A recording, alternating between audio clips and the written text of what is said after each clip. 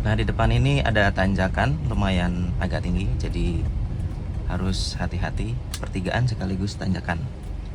Ini posisinya, ups, ada kendaraan. Posisinya kita keluar dari perumahan ya, jadi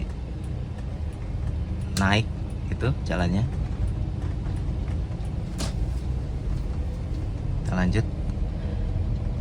Ini posisi jalan masih sangat kecil, jadi seringkali kalau kita papasan dengan kendaraan lain harus agak minggir sedikit ya teman-teman.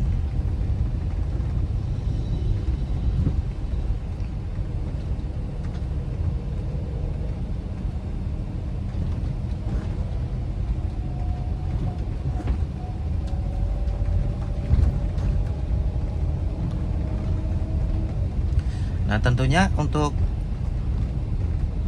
daerah, maksudnya di pedalaman seperti ini, di perumahan, harus menjaga kecepatan, jangan sampai kebut-kebutan di jalan. Terutama daerah-daerah yang padat, atau ini kan ada SD ya, jadi kadang kalau pas berangkat, pas istirahat, ini jalan penuh sama anak-anak sekolah. Kita sebagai pengendara harus hati-hati, karena kadang anak, yang namanya anak-anak ya, kita nggak bisa memprediksi, ingin nyebrang asal lewat gitu, jadi harus hati-hati.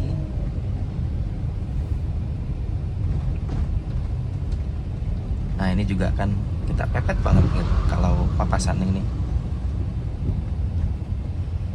Kadang di sebelahnya ada pohon, jadi jangan sampai mobil kita lecet teman-teman. Kalau mobil saya ini udah banyak lecetnya sebelah kiri ya, terutama karena memang setiap hari harus melewati jalan seperti ini yang mepet dengan tanaman-tanaman sebelah jalan.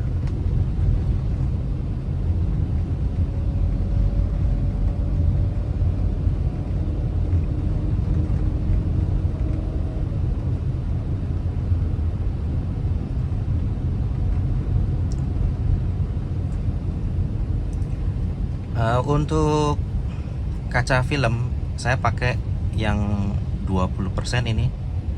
Tadinya saya pakai yang 40 ya, jadi kalau siang hari itu sebenarnya lebih enak sih, lebih adem gitu, nggak kena panas, menyaring panas ya maksudnya. Tapi kendala saya pada saat malam hari gelap banget. Kebetulan mata saya kena silindris,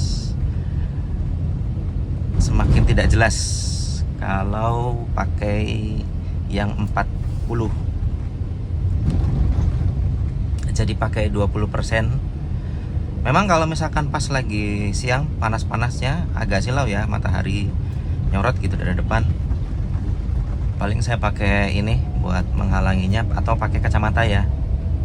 Pakai kacamata juga sangat membantu kita, karena aktivitas saya bukan cuma siang, kadang malam juga keliling-keliling, jadi pakai yang kaca film 20% ini menurut saya lebih nyaman.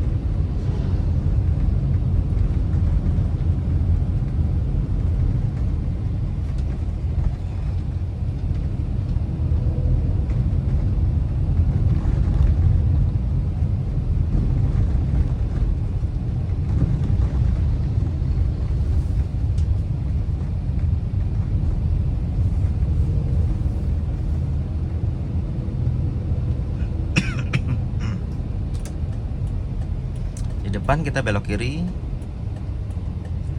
Di sini tidak ada lampu merah, jadi harus hati-hati seperti biasa.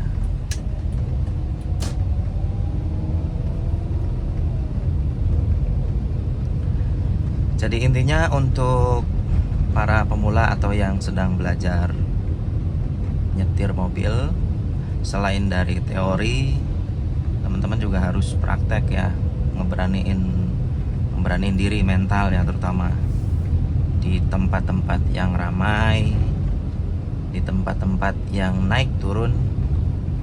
Tentunya nggak bisa sendiri, kalau masih awal-awal harus didampingi pengajar ataupun yang sudah mahir dalam berkendara. Nah, setelah teori-teori teman-teman dapat, kebetulan misalkan teman-teman punya mobil gitu, jadi bisa langsung praktek. Kita depan belok kiri, dan juga tentunya tadi ya, teori itu misalkan rambu-rambu lalu lintas harus tahu, lampu merah gitu ya, merah itu harus berhenti, kuning itu harus hati-hati, hijau baru boleh kita berangkat. Kemudian rambu-rambu larangan, ada P, ada S, macam-macam ya. Jadi yang hal-hal teori dasar seperti itu harus dikuasai oleh teman-teman semua.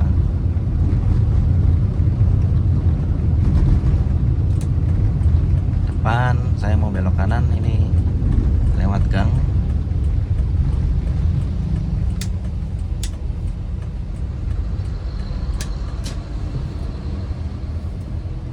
Nah, teori-teori yang tadi yang harus teman-teman kuasai itu bisa diterapkan ketika teman-teman sudah mulai memberanikan diri untuk solo driving. Wis, mantap. Ya dulu juga saya gitu ya. Kebetulan kalau saya belajar mobil di tempat kursus, jadi agak safety karena di sebelah kiri itu ada pedal rem sama pedal kopling teman-teman. Jadi misalkan teman-teman sedang belajar di tempat seperti itu, panik atau gimana, itu bisa diantisipasi oleh guru kita atau guru pengajarnya tuh ya, bisa direm tanpa kita rem.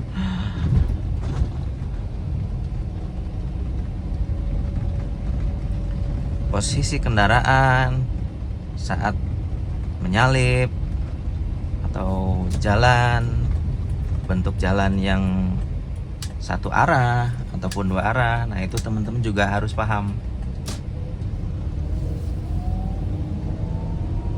Nah ini kan dua arah, di tengah ada pembatas, jadi sangat aman ketika melewati jalan seperti ini, ketimbang yang jalannya satu tidak ada pembatas di tengah ya, itu agak bahaya.